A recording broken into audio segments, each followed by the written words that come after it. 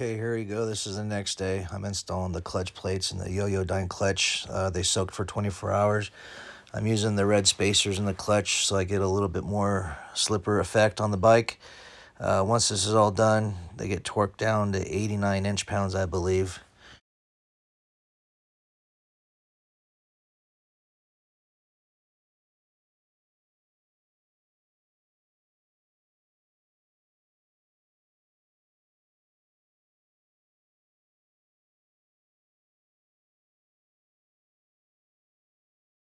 Okay, this was the hardest part, was putting the pistons in.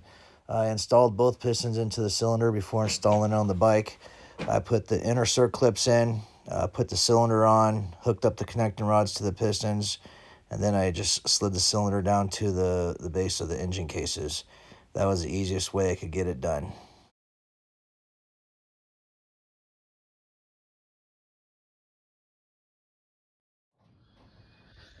Okay, next we're going to be installing the cylinder head on the bike. So I got the pistons, everything installed. I have the the new seal that goes in here. It's a CNC cut with O-rings on both sides. It replaces the factory seal.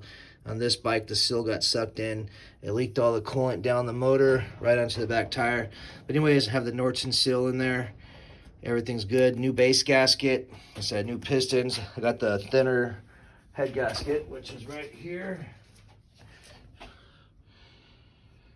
Running that. I believe I bought this from Norton Motorsports also. But anyways, this is the Spears Racing CNC porta head. The new valve job, all new valve seals. You got the inside.